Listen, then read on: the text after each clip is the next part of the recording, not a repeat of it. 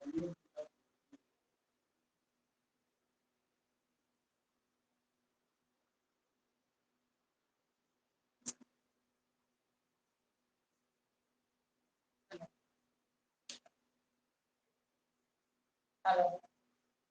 कुल्लू शैली हेडिंग डालेंगे आप लोग। कुल्लू शैली।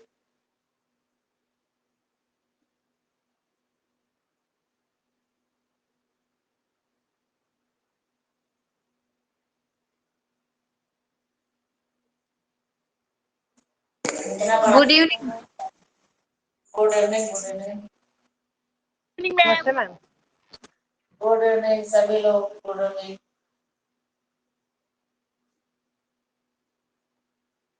कल आप लोगों को पढ़ाया गया था बसौली शैली। बसोली शैली।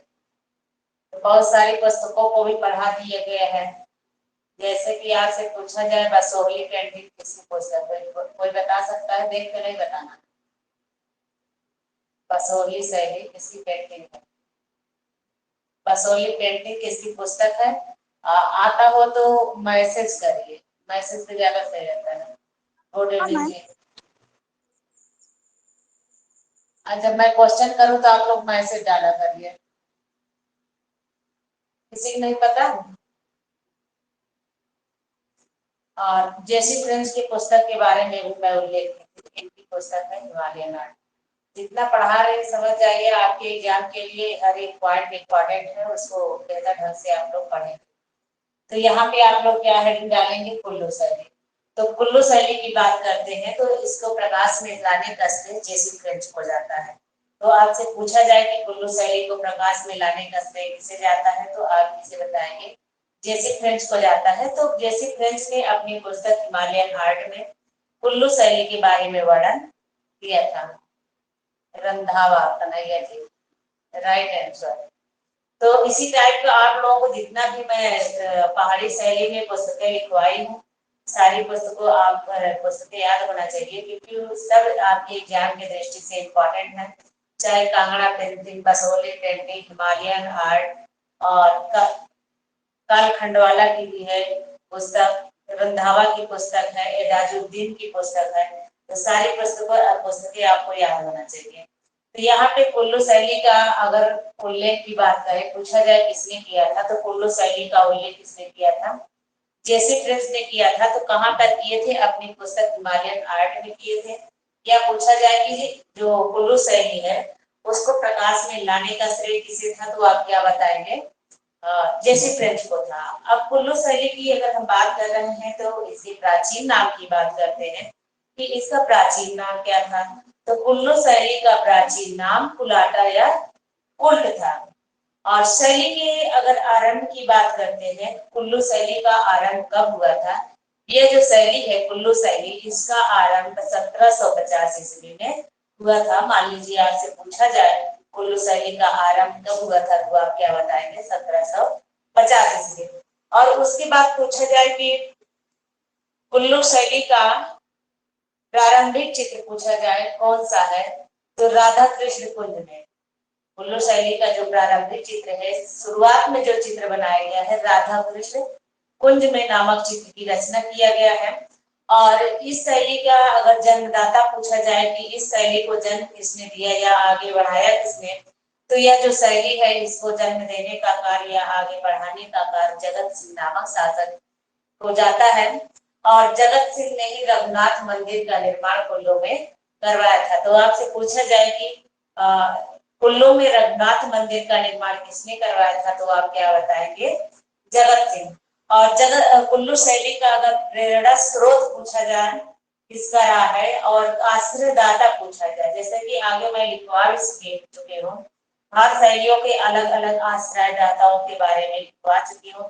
तो यहाँ पर भी अगर कुल्लू शैली का आश्रयदाता पूछा जाए या प्रेरणा स्रोत पूछा जाए कि इस शैली के आश्रयदाता कौन रहे या इस शैली के प्रेरणा स्रोत कौन रहे हैं, इस शैली को आगे बढ़ाने का कार्य किसने किया है, तो अगर इसकी बात किया जाए तो राजा प्रीतम सिंह। राजा प्रीतम सिंह ने इस शैली को आश्रय दिया और इस शैली में बहुत सारे चित्रों का निर्माण होना आरंभ हो गया। और उसके बाद हम बात करते हैं कि यहाँ पे जो कुल्लू शैली है, कुल्लू शैली में भी शीश महल का निर्माण करवाया गया है। तो जो शीश महल है वहां पे त्रिपुरा देवी मंदिर का मंदिर बना हुआ है। कुल्लू शैली में जो शीश महल है, शीश महल की दीवार पर त्रिपुरा देवी मंदिर बनाया गया है, यानी दीवार पे वो मंदिर का चित्र बनाया गया है। त्रिपुरा देवी के मंदिर का जो चित्र बनाया गया है, यह चित्र सजनू नामक चित्रकार ने चित्रित किया था। तो सजनू एक भित्ति चित्रकार के रूप में जाने जाते हैं, एक अच्छे भित्ति चित्रकार है। और बात करते हैं यहाँ पे एक और भगवान दास नामक चित्रकार है। तो जो भगवान दास नामक चित्रकार है, यह राजा प्रीतम सिंह और राजा विक्रम सिंह के समय के प्रमुख चित्रकार माने जाते हैं। इसके समय की, यानी जो राजा प्रीतम सिंह थे और राजा विक्रम सिंह थे, इनके समय के बहुत अच्छे कलाकार कौन माना जाता है? भगवान दास।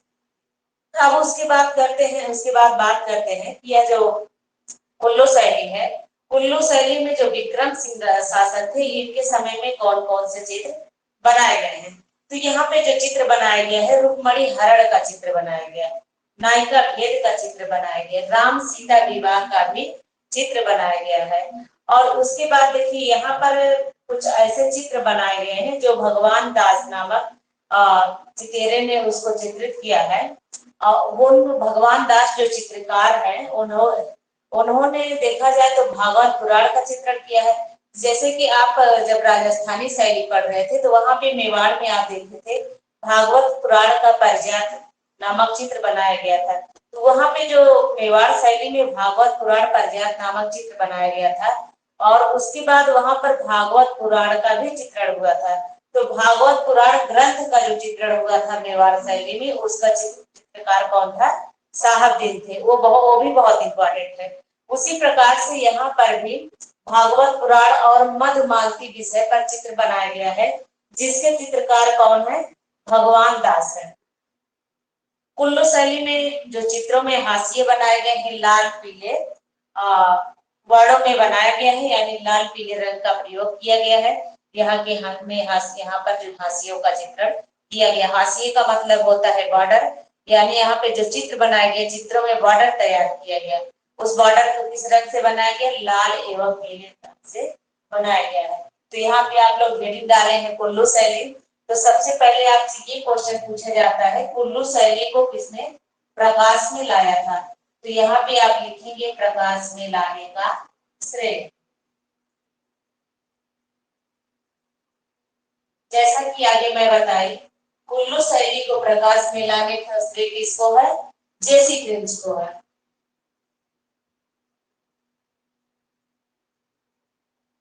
जेसी क्रिंच को है। जेसी क्रिंच ने कुल्लू शैली के बारे में वर्णन किया अपनी किस पुस्तक में?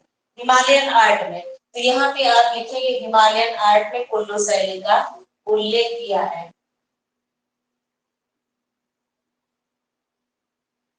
हिमालयन आर्ट पुस्तक में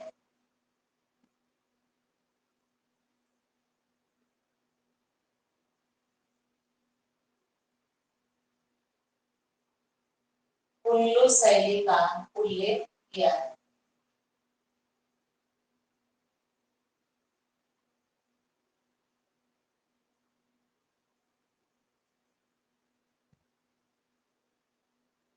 तो इम्पोर्टेंट है, जैसे हिमालयन आर्ट किसकी पुस्तक है, आप लोग ध्यान देंगे। अब उसके बाद हम बात करते हैं कि ये जो कुल्लू शैली है, कुल्लू का प्राचीन नाम क्या था? तो आप लिखेंगे कुल्लू का प्राचीन नाम।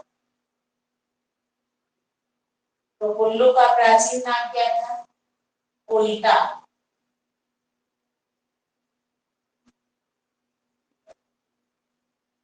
उल्ट या उलाटा? उल्ट या उलाटा, इसका प्राचीन नाम था। अब उसके बाद हम बात करते हैं कुल्लू शैली का आरंभ कब हुआ है।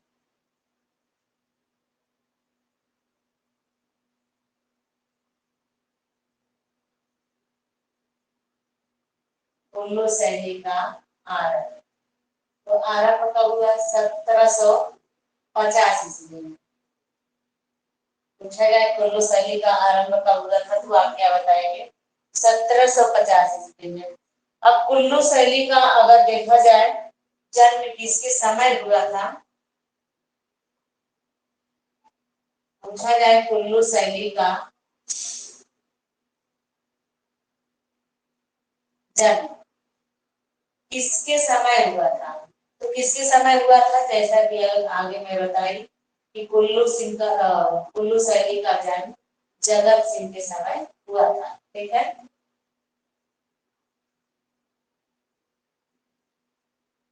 यानी जन्म का मतलब शुरुआत, पौधारोपण, बीजारोपण, कुछ भी कह सकते हैं। तो कुल्लू शैली का जन्म या कुल्लू शैली का बीजारोपण या कुल्लू शैली का शुरुआत किसके शासन काल में हुआ है, राजा जगत सिंह के शासन काल में हुआ है। तो आपसे पूछा जा सकता है, अब हम राजा जगत सिंह की बात करते हैं, तो आपसे पूछा जा सकता है रघुनाथ मंदिर का निर्माण किसने करवाया था, तो यहाँ पे आप लिखेंगे रघुनाथ मंदिर का निर्माण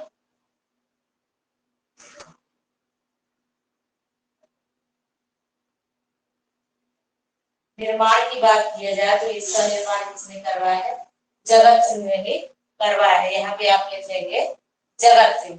और कुल्लू शैली के प्रेरणा स्रोत या आश्रयदाता कौन से शासक रहे हैं, कुल्लू शैली के प्रेरणा स्रोत ब्रैकेट में आश्रयदाता कौन रहा है, राजा प्रीतम सिंह।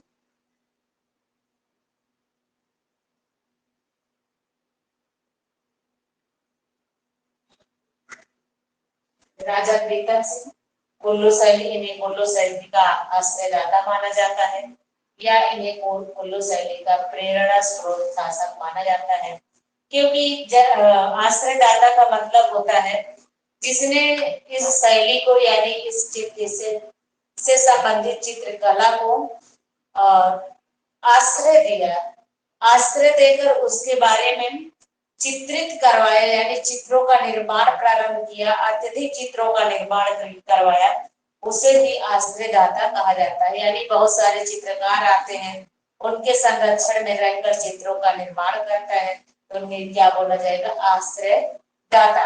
अब हम बात करते हैं यहाँ पे चित्रकार की, यहाँ पे दो चित्रकारों का उल्लेख होता है। चित्रकार की बात करें, यहाँ पे आप लिख सकते हैं चित्रकार।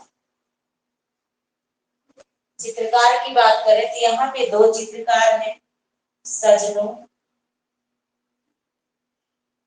भगवान दास। कौन कौन चित्रकार है, सजनू है एवं भगवान दास है। अब ये देखिए जो सजनू थे, सजनू क्या किए थे, इन्होंने शीश महल में, यानी जो शीश महल का दीवार था, ये मान लीजिए आपका शीश महल का दीवार हो गया, तो शीश महल के दीवार पर इन्होंने त्रिपुरा सुंदरी देवी, ये एक देवी थी, तो त्रिपुरा सुंदरी देवी का चित्रण कहाँ पे किया था, शीश महल के दीवार पर किया था। कैसा चित्र बना, भित्ति चित्र बनाया था। ठीक है, म्यूरल आर्ट आप लोग लिख लिए होंगे, आगे करते हैं।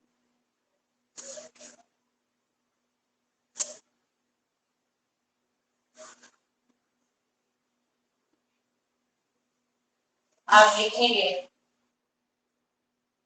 शीश महल की दीवार पर त्रिपुरा सुंदरी देवी का चित्र,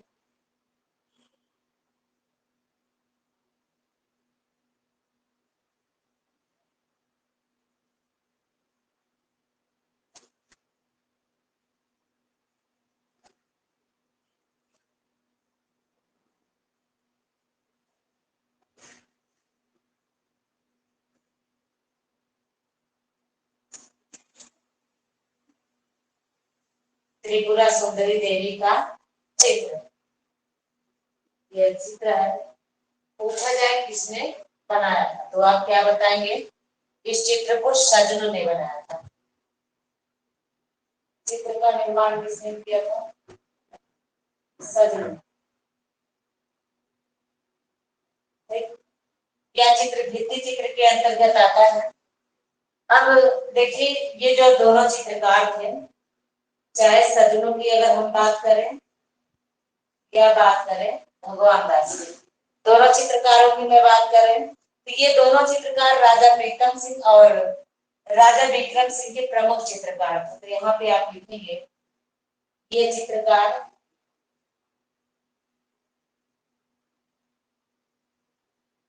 राजा प्रीतम सिंह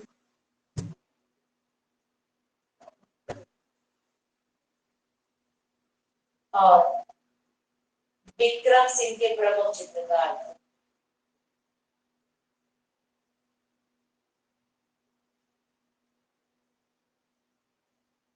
विक्रम सिंह के समय के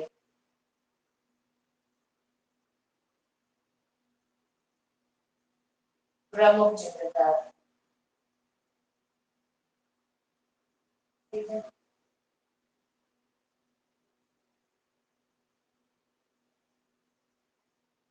ये इसमें जो बात कही गई है प्रमुख चित्रकारों की, भगवान दास की बात की गई है।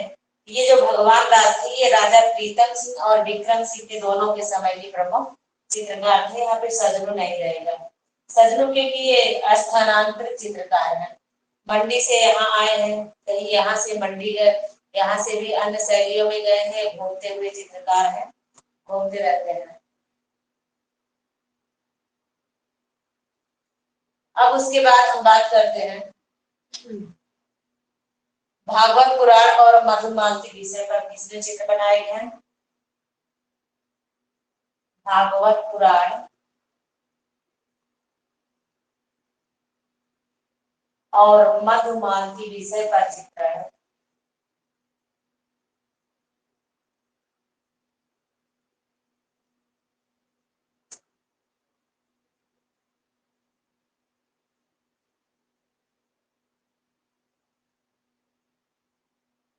भगवान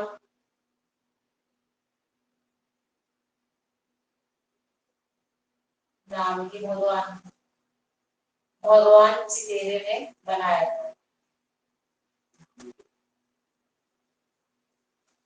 चित्रण कर लीजिए या चित्र कर लीजिए। भागवत पुराण और मधुमालती विषय पर चित्र भगवान चितेरे ने बनाया था, यानी भगवान दास चित्रकार। चितेरे का मतलब चित्रकार, चितेरा का मतलब होता है चित्रकार। राजस्थान में चितेरा को चित्रकार बोला जाता है। जैसे कि पूछा जाता, कहा जाता है भीलों का चितेरा, इनमें से किस चित्रकार को भीलों का चितेरा कहा जाता है। तो गोवर्धन लाल जोशी है जिन्हें भीलों का चितेरा कहा जाता है। जैसे इनमें से पूछा जाता है इनमें से कौन सा चितेरा है जिसने भैंसों की श्रृंखला बनाया है। तो जैसे कि भैंसों की श्रृंखला किसने बनाया था, परमानंद चोयल ने बनाया था। तो ये जो राजस्थानी कला है, यानी राजस्थान में चित्रकार को क्या बोलते हैं, चितेरा बोलते हैं। आज भी वहां पे चितेरा बोला जाता है। तो यहाँ पे भगवान भागवत पुराण और मधुमालती विषय पर चित्रण किसने किया था, भगवान चितेरे ने किया था। ठीक है, थोड़ा सा अगर शब्द बदल जाए तो आप लोग ये मत सोचिएगा कि कहाँ ये गलत हो गया। अब उसके बाद हम बात करते हैं और कौन कौन से चित्र बने हैं यहाँ पर। चित्रों में अगर हम बात करें तो रुक्मणी का भी चित्र यहाँ पर बना है। रुक्मणी हरण नायिका के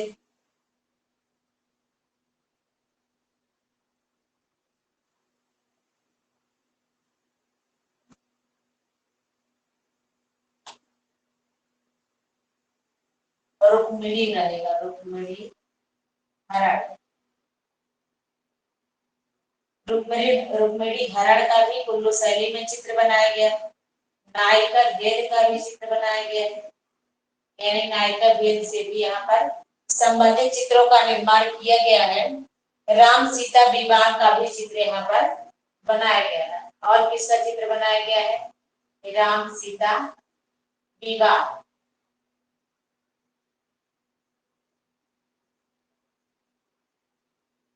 राम सीता विवाह का चित्र। तो ये सारे चित्र कहाँ पर बनाए गए हैं, कुल्लू शैली में बनाए गए हैं। अब कुल्लू शैली में अगर आपसे पूछा जाए कि हाशिए किस रंग से बनाया गया है, तो कुल्लू शैली में हाशिए लाल एवं पीले रंग से बनाए गए हैं। तो आप आगे भी पढ़े होंगे, जो हमारी राजस्थानी शैली थी उसमें ज्यादातर लाल एवं पीले वर्णों का प्रयोग किया गया है। यहाँ पे आप लिखेंगे कुल्लू शैली में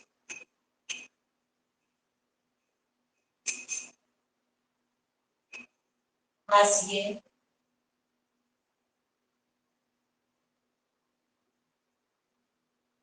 लाल एवं पीले रंग से बनाए गए हैं।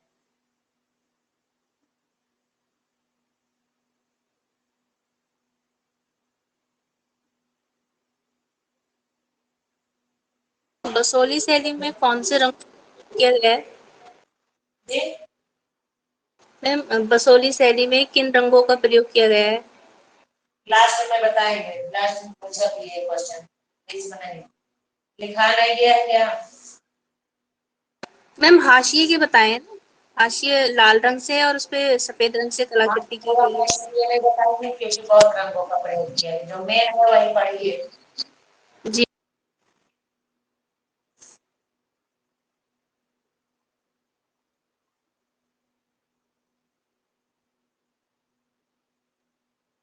अब हेडिंग डालेंगे आप लोग गढ़वाल की चित्रकला।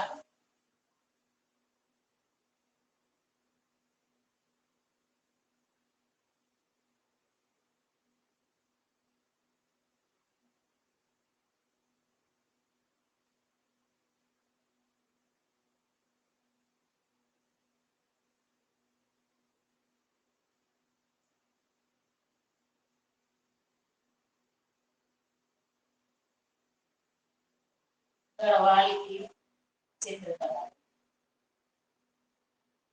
हेडिंग।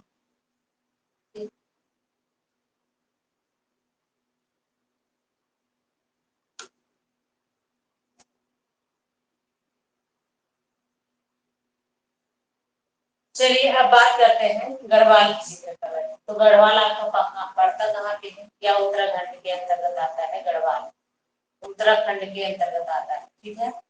अब गढ़वाल की अगर हम बात कर रहे हैं तो यह आपकी गढ़वाल जो शैली है, यहाँ पर परमार वंश के शासकों ने शासन किया था।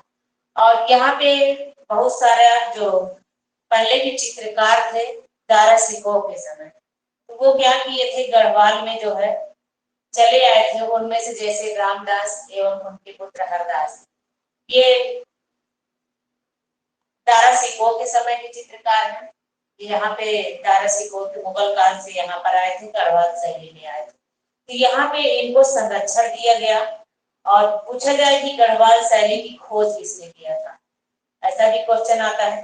तो देखा जाए तो यह जो गढ़वाल शैली है इसकी खोज मुकुंदी लाल ने किया था। जैसे कि बहुत सारी शैलियों को आप देखें, राजस्थानी शैली को देखें तो उसकी खोज जो है आनंद कुमार स्वामी ने किया। और आप पहाड़ी शैली की खोज देखें मैटकॉफ ने किया। इसी प्रकार से आप आगे देखेंगे, पढ़ेंगे आप, जैसे कि कंपनी शैली या पटना शैली देखेंगे तो उसकी खोज पीसी मानक ने किया है। ये इस टाइप के क्वेश्चन पूछे जाते हैं और कुछ इंपॉर्टेंट होते हैं तो उनके संग भी पूछ लिए जाते हैं। तो इसको आपको ध्यान में रखना है क्योंकि अधिकतर क्वेश्चन सरल भी पूछा जाता है। कठिन क्वेश्चन के चक्कर में आप सरल क्वेश्चन को गंवा देते हैं। अब उसके बाद बात करें कि और जो गढ़वाल शैली का जो एक फेमस चित्रकार है मोलाराम की बात करें तो यह चित्रकार दिल्ली से गढ़वाल आया था। और गढ़वाल शैली का अगर आरंभ की बात किया जाए तो इस शैली की शुरुआत राजा प्रदीप शाह के समय में हुआ है। शैली का शुरुआत अगर पूछा जाए कब इसके शासनकाल में हुआ है तो आप क्या बताएंगे? राजा प्रदीप शाह के शासनकाल में हुआ। सुदर्शन शाह के समय दो चित्रकार फेमस थे, मानकू और चैतु शाह।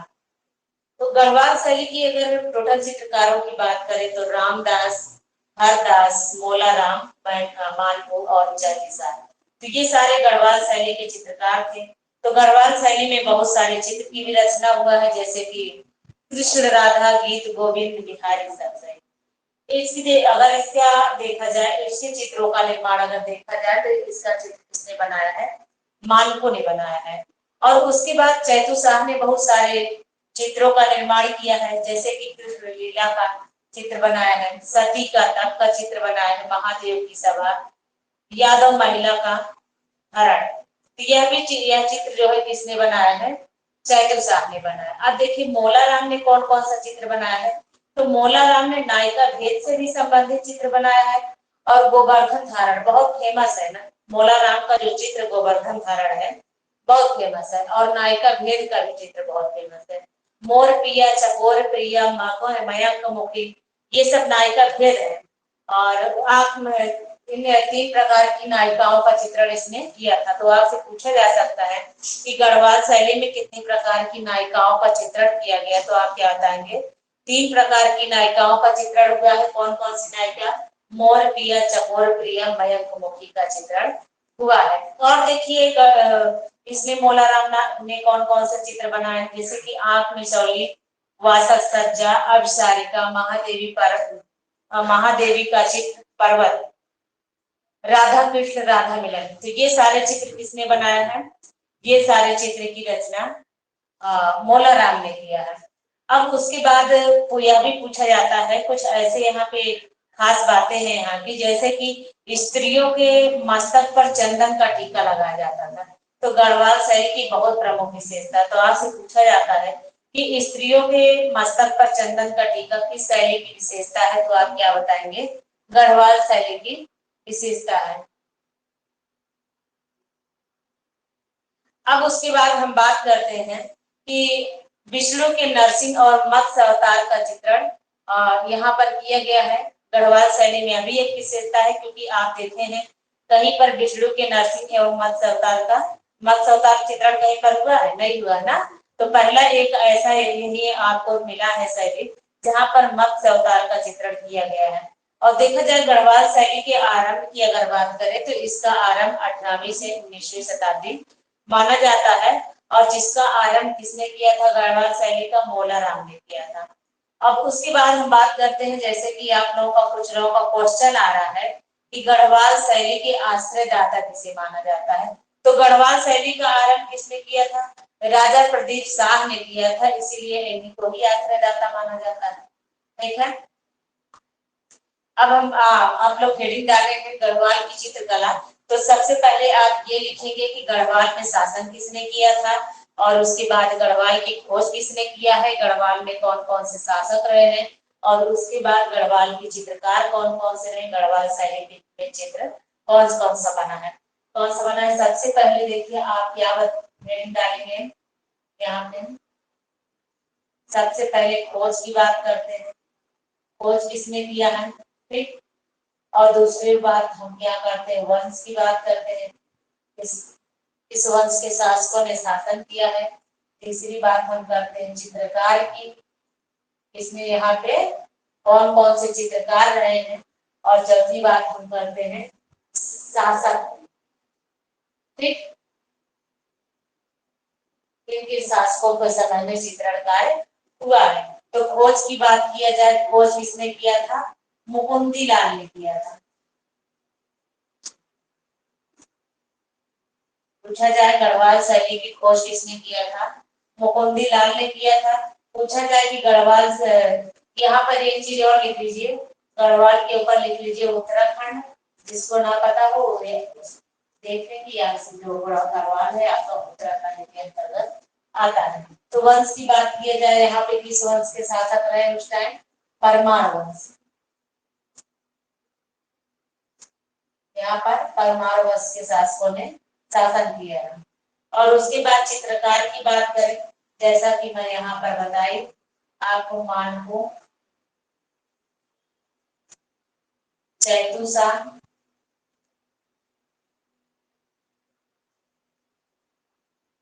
मोलाराम, गढ़वाल शैली की तीनों लोगों की बहुत महत्वपूर्ण भूमिका रही है, क्योंकि इन्हें तीनों लोगों के समय में बहुत सारे चित्रों का निर्माण हुआ है। श्यामदास, हरदास,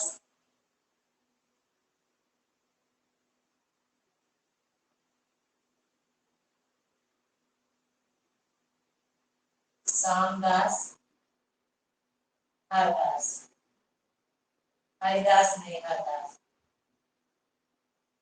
तो इतने सारे चित्रकारों ने गढ़वाल शैली में काम किया था। अब हम शासक की बात करते हैं। शासक कौन कौन से रहे?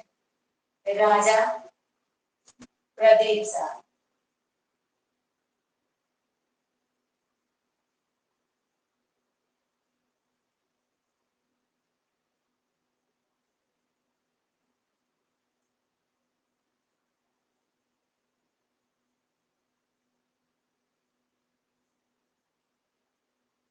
राजा प्रदीप शाह।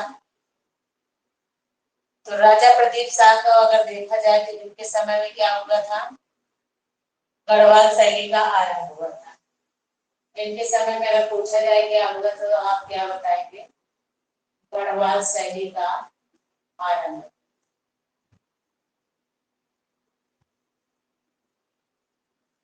ठीक। तो ये कुछ ऊपर की लाइनें थी। अब देखिए ये जो सारे चित्रकार हैं, चित्रकारों ने बहुत सारे चित्रों का निर्माण किया है। और ये जो रामदास है, रामदास, रामदास के पुत्र कौन थे? रामदास के पुत्र हैं हरदास। और ये जो दो चित्रकार हैं, जैसा कि मैं बताई, कहाँ से आए थे ये दारा सिकोह के समय के चित्रकार हैं।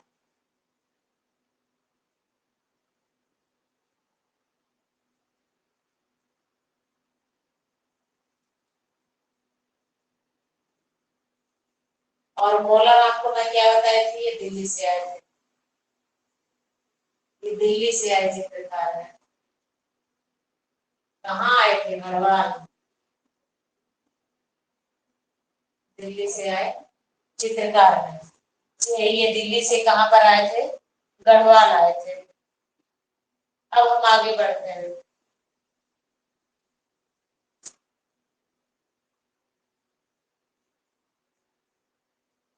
एक और यहाँ पर राजा रहे हैं सुदर्शन शाह।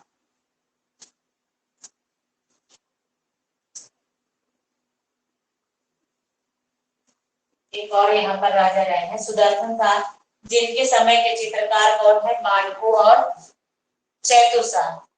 यहाँ पे आप लिखेंगे इनके समय के चित्रकार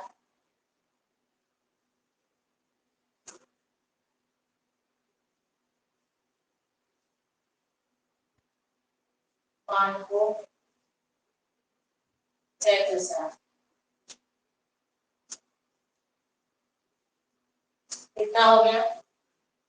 इतना आप लोग समझ में आ गया होगा।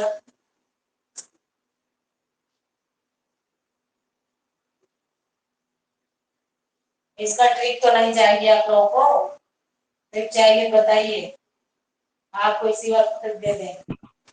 जितने लोग ट्रिक से लेते हैं, ट्रिक बता दो। दे रहे हैं हाँ। चाहिए? देखिए इसको याद रखेंगे आप। माँ चैत में,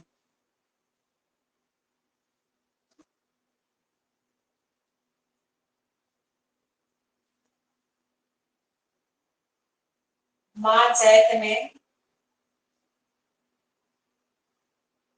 हरा साग लाई। माँ चैत में हरा साग लाई, बस इतना याद रखिएगा। माँ से मानकू हो गए, चैत से चैतु शाह हो गए, मे से हो गए मौलाराम, हरा से हो गए हरदास, शाम से हो गए साग से हो गए शामदास। इतना याद रहेगा। माँ चैत में हरा साग लाई, यही आपके सामने एक नए ट्रिक की रचना कर दी कि माँ चैत में हरा साग लाई। तो याद रखिएगा तो आपको याद हो जाएगा। जैसे कि देखिए माँ से क्या हो गया? मानकू हो गए, चैत से चैतु शाह हो गए, में से क्या हो गए? मौलाराम हो गए, हरा से क्या हो गए? हरदास हो गए, साग से क्या हो गए? शामदास हो गए, लाई। माँ चैत में हरा साग लाई गढ़वाल शैली का ट्रिक है चित्रकारों का। आगे बढ़ते हैं।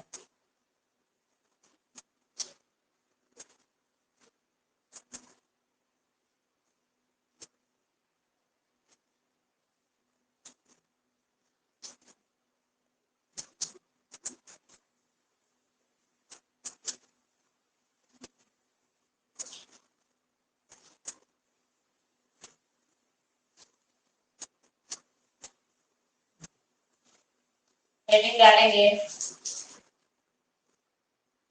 चित्रकार, चित्र एवं चित्रकार।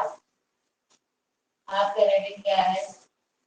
एक तरफ आप चित्र डालेंगे,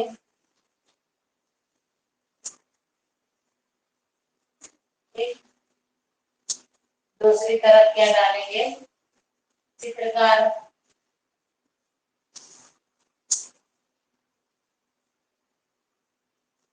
यहाँ पर भी लिख सकते हैं या चितेरा भी लिख सकते हैं, चित्रकार। अब देखिए चित्र कौन कौन सा है? जैसे कृष्ण राधा, चित्र की बात करूं, चित्र कौन सा है? कृष्ण राधा। तो पूछा जाए कृष्ण राधा का चित्र किसने बनाया था? और गीत गोविंद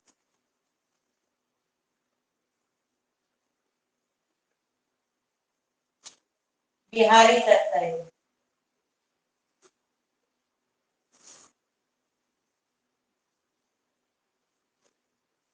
ठीक, ये तीनों चित्रों की रचना किसने किया था? इन तीनों चित्रों की रचना मानपुर ने किया। इन तीनों चित्र की रचना किसने किया था? मानपुर ने। ठीक, अब उसके बाद हम बात करते हैं कृष्ण लीला, सती का तप। ये तो एक चित्रकार का था। अब हम दूसरे चित्रकार की बात करते हैं, उसका पहला चित्र क्या है? यहाँ पे कृष्ण राधा था, यहाँ पे क्या है? कृष्ण लीला। देखिए इस टाइप के चित्र नहीं पूछे जाते हैं। अगर आपसे पूछा जाएगा, देखिए मैं क्या, देखिए जो चित्र मिक्स होते हैं या एक दूसरे से संबंध रखते हैं, जो विवाद को खड़ा कर सकते हैं, ऐसे चित्र को एग्जाम में नहीं पूछा जाता है। यहाँ पे आपसे क्या पूछा जा सकता है? गीत गोविंद पूछा जा सकता है, बिहारी सत्सई पूछा जा सकता है, किसकी रचना है, या किस शैली में इसका चित्रण हुआ है, ये याद रखिएगा। जैसे कि अगर यहाँ पहाड़ी शैली का जिक्र करें तो पहाड़ी शैली में बिहारी सत्सई का कहाँ पे चित्र हुआ? गढ़वाल में हुआ है। अगर राजस्थानी शैली की बात करें तो बिहारी सत्सई पर आधारित चित्र कहाँ बनाए गए हैं? जयपुर शैली बनाए। तो ये सब चीजों को आप जरूर ध्यान रखेंगे, क्योंकि यही गलतियां यहीं पर होंगी। मान लीजिए आपको यहाँ पहाड़ी शैली को भूल जाए कि बिहारी सत्सई चित्रण हुआ है और राजस्थानी शैली के याद रहे, तो उसमें जब एग्जाम में आएगा राजस्थानी पहाड़ी दोनों को वो दे देगा, उसमें से जैसे पूछ लेगा, या पहाड़ी को दे देगा और राजस्थानी को नहीं देगा, राजस्थानी को देगा तो पहाड़ी नहीं देगा। तो अगर आप सिर्फ पहाड़ी का ही जानेंगे तो आप सोचेंगे ये तो राजस्थान में था नहीं, और हो सकता है इसका चित्रण बहुत पहले हुआ हो, तो दिमाग में उल्टी सीधी बातें चलने लगे, तो कहीं आप मुगल मार्ग चले आए, कहीं सल्तनत काल चले आए। तो इन सब चीजों का आप जरूर ध्यान देंगे कि किस ग्रंथ का चित्रण कहाँ पर हुआ है।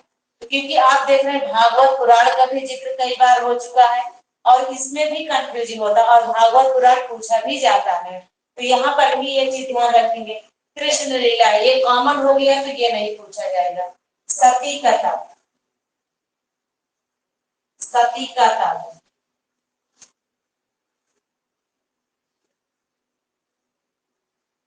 महादेव की सभा,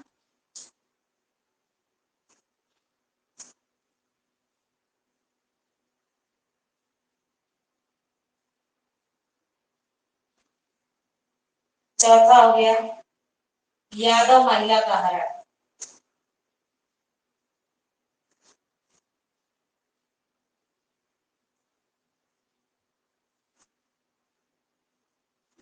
देखिए इन सारे चित्रों की रचना किसने किया है? ये जो चार चित्र हैं, इन चारों चित्रों की रचना किसने की है? चैतुषार ने किया।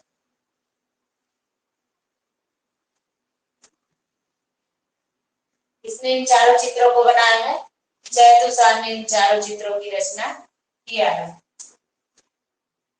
लिखिए, तुरंत आगे बढ़ते हैं क्योंकि बारिश बहुत हो रही है, मौसम गरज रहा है, तो गरजते मौसम में ज्यादा वाईफाई मोबाइल का इस्तेमाल सही नहीं रहता है। तो इतना समझ पा रहा है ना? जहाँ पे अगर मैं इम्पोर्टेंट लगा रही हूँ उस चीज को आप विशेष ध्यान रखिएगा, क्योंकि क्वेश्चन हमेशा इसी तरीके से फंसाए जाते हैं।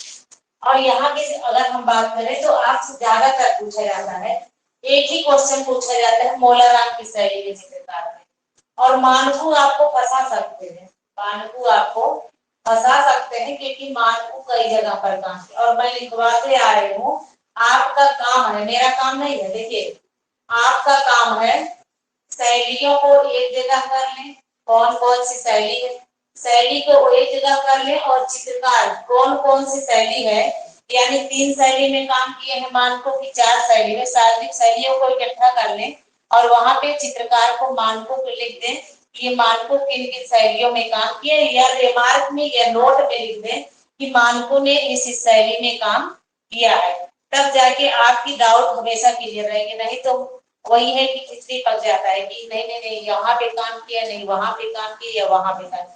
दिमाग में हमेशा कभी ये होता है कि कोई ऐसा क्वेश्चन जो होता है जो तुरंत के तुरंत दिमाग में क्लिक नहीं करता है, लेकिन जब आप नोट में लिखे रहेंगे या रिमार्क में लिखे रहेंगे तो आपकी निगाह, और बढ़िया सुंदर पेन से लिखे रहेंगे तो आपकी निगाह बार बार वहां पहुंचेगी, तो और उसको पढ़ेंगे तो आपके दिमाग में वो सेव भी रहेगा। हाईलाइट उसको कर लीजिए। अब हम बात करते हैं मोलाराम की। उसी के नीचे आप लिखेंगे मोलाराम।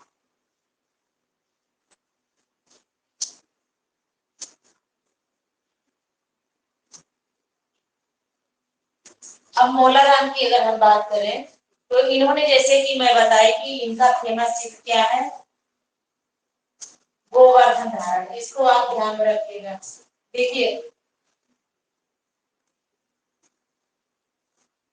इस चित्र को भी कई जगह पर बनाया गया, आगे भी पहाड़ी शैलियों में मैं पढ़ाई, जैसे कि बसोली वगैरह में पढ़ाई हूँ, तो वहां पर भी कहीं ना कहीं गोवर्धन धारण का चित्र बनाया गया है। जैसा कि मैं बताई, आपका काम है उसको कलेक्ट करके इकट्ठा करना है, आपका ये काम है कि गोवर्धन धारण का चित्र किन किन शैलियों में बनाए।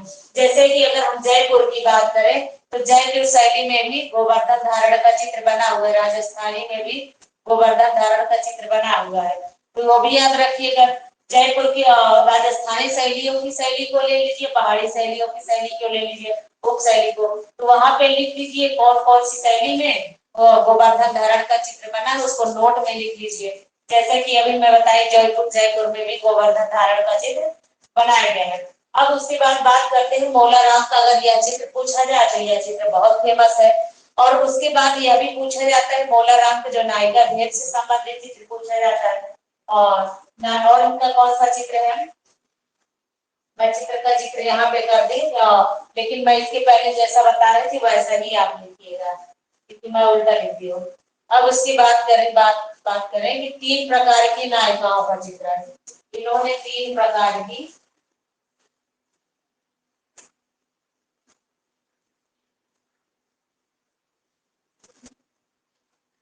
नायिकाओं का चित्रण किया है, और जैसा कि मैं बताई कौन कौन सी नायिका है, मोरप्रिया, मोरप्रिया, चकोर प्रिया,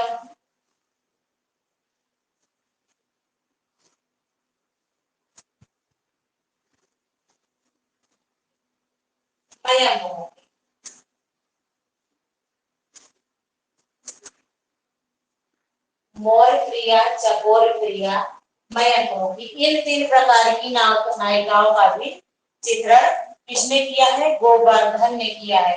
और उसके बाद देखिए इसके अलावा भी इन्होंने बहुत सारे चित्रों की रचना किया है, जैसा कि आंख मिचौली इनका फेमस चित्र है, और यह भी ध्यान में रखिए क्योंकि इनका फेमस चित्र है आंख मिचौली। तो पूछा जाए आंख मिचौली चित्र किसने बनाया था, तो आप क्या बताएंगे, मोलाराम। आंख मिचौली चित्र पूछा जाए किसने, आप क्या बताएंगे, मोलाराम ने बनाया था। और वासक सज्जा, महादेवी पर्वत, वासक सज्जा, यह भी चित्र है इनका। महादेवी पर्वत, यह भी चित्र है इनका।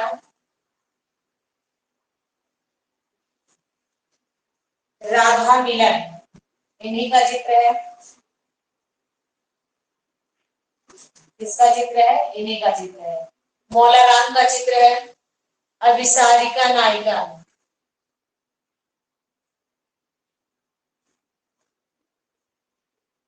अभिसारिका नायिका, इनका चित्र है। राधा कृष्ण, इनका चित्र है।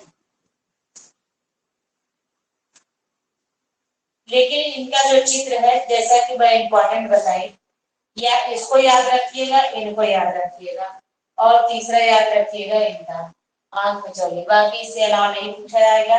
और बस यही पूछा जाएगा मौलाराम किस शैली के चित्रकार थे। ठीक, ये चीज आपको याद रखिएगा कि मौलाराम गढ़वाल शैली के चित्रकार थे।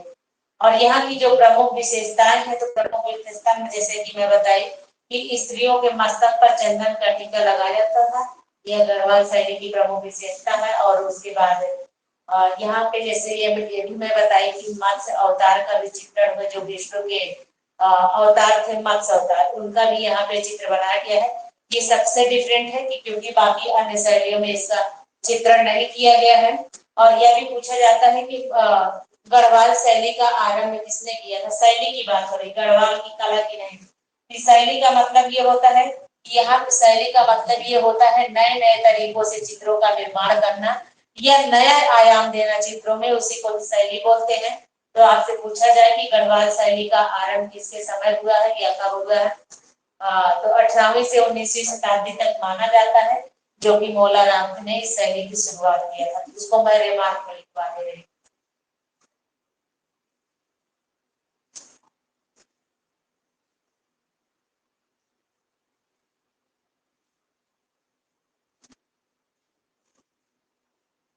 गढ़वाल की बहुत सारी लोक कलाएं हैं, उसको मैं आप लोग क्वेश्चन दे रही, उसको आप कलेक्ट करके लाइए गढ़वाल शैली की लोक कलाओं का। ठीक है, अब यहाँ पे जैसे कि मैं बताई कि कुछ इंपॉर्टेंट पॉइंट है, उसको मैं रिमार्क में लिखवा रही हूँ क्योंकि पूछा जाता है। तो यहाँ पे आपसे अगर पूछा जाए कि गढ़वाल शैली का आरंभ माना जाता है, कब माना जाता है, यहाँ पे आप लिखेंगे गढ़वाल शैली का आरंभ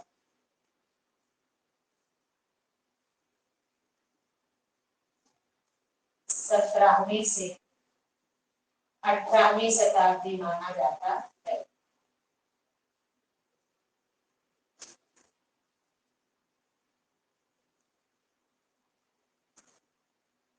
कितना माना जाता है? 17वीं से 18वीं शताब्दी तक माना जाता है गढ़वाल शैली का आरंभ।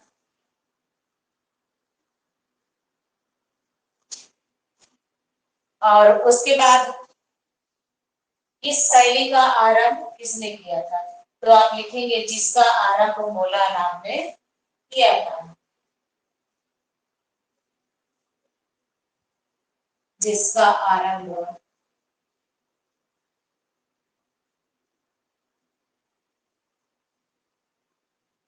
मौलाराम ने किया। ठीक, अब यहाँ की कुछ प्रमुख विशेषता है, पॉइंट जैसे लिखने की। यहाँ देखिए जो पहाड़ी शैली है या राजस्थानी शैली, यहाँ बहुत क्वेश्चन नहीं बनते। 2011 टीजीटी में राजस्थानी शैलियों से क्वेश्चन करना है, पहाड़ी शैली से आप चीजें होती है ना सर। क्यों नहीं कहें हम एक ही लेवल के हैं, आप भी कंप्यूटर है, मैं भी कंप्यूटर हूँ, ऐसा नहीं कि बहुत कई सालों का अनुभव है, पहली बार हम आप लोग आए हैं तो धीरे धीरे सीखेंगे। अच्छी है सर, सब चीजें अच्छी है, लेकिन एक टीचर को ना सर आज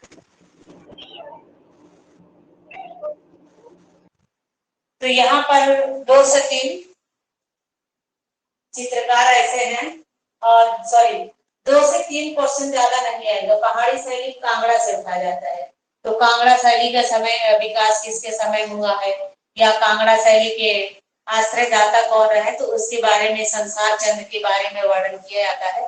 तो संसार चंद्र महाकोट है, बस 2 ही 3 क्वेश्चन उठाया जाएगा, वो भी इतना अच्छा क्वेश्चन उठाया जाता है और आप एकदम गहराई की तरफ भागते रहते और इतने अच्छे क्वेश्चनों को छोड़ देते हैं। बहुत सारे लोग हैं ऐसे कि जो हमारे पहले की पढ़ाए भी स्टूडेंट हैं, ऐसे इतने अच्छे क्वेश्चन हैं विष्णु धर्मोत्तर पुराण के, काम सूत्र के, ऐसी बहुत सिंपल सा क्वेश्चन सब लोग गलत कर देते हैं। चाहे बसोहली शैली के क्वेश्चन हो, सब लोग गलत है, मतलब बहुत सिंपल क्वेश्चन।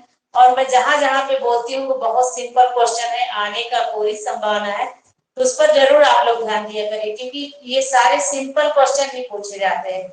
ये नहीं कि फला हम बहुत अंदर क्या करते हैं, बहुत अंदर पढ़ने के चक्कर में अपने जो आए हुए क्वेश्चन है और बहुत सारे रियल क्वेश्चन है जो बार बार पूछे जाते हैं, और जैसे कि बहुत हल्की से हल्का क्वेश्चन बना लेते हैं, हल्का मान लेते हैं। तो ये सब क्वेश्चनों को आप ध्यान रखते करिए, ये सब क्वेश्चन बहुत अच्छे होते हैं और बहुत सिंपल से क्वेश्चन आपको जो है गिरा देता है, धराशायी कर देता है जब आप उस सिंपल क्वेश्चन को नहीं पढ़े रहते हैं। क्योंकि मेरे साथ जैसे कि काफी लोग हैं, तो ऐसे लोग हमसे मिले हैं, कहे अरे मैम ये तो मैं ऐसे गलत कर दिया था, ये मुझसे ऐसे गलत हो गया था, और मुझसे भी शायद ऐसा होगा। तो एक्सपीरियंस बता रहे हो अपना, क्योंकि मुझसे भी शायद हुआ होगा, और उसके बाद आप लोग भी वो गलती ना कीजिएगा। क्योंकि कभी कभी ये होता है, बहुत गहराइयों के चक्कर में होता है, नहीं यहाँ से क्वेश्चन नहीं बनेगा, यहाँ से पूछा जा सकता है, यहाँ पढ़ लेते हैं। ऐसा नहीं है, जहाँ पे जितना मैं बता रही हूँ उतना पढ़िएगा, ठीक है। तो आगे की बात करती हूँ। तो आगे क्या है, जैसा कि मैं बताई, यहाँ पे पॉइंट में आप लोग लिखिए, स्त्रियों के मस्तक पर चंदन का टीका गढ़वाल शैली की विशेषता है।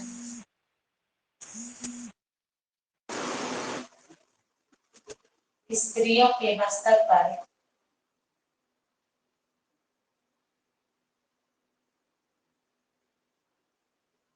चंदन का टीका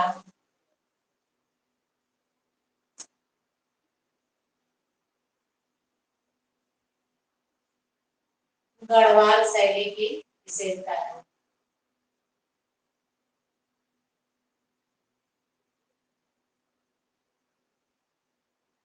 ठीक है, पूछा जाए किस शैली की विशेषता है स्त्रियों के मस्तक पर चंदन का टीका, तो आप क्या बताएंगे, गढ़वाल शैली की विशेषता है। अब जैसा कि मैं बताई कि यहाँ पे विष्णु के नरसिंह अवतार एवं मत्स्य अवतार का चित्रण किया गया है, तो आप लोग लिखेंगे इस शैली में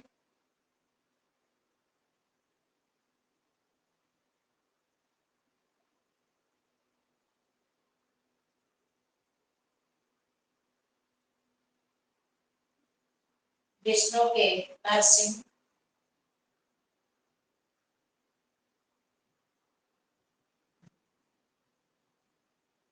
और मत्स्य अवतार का चित्रण किया गया है।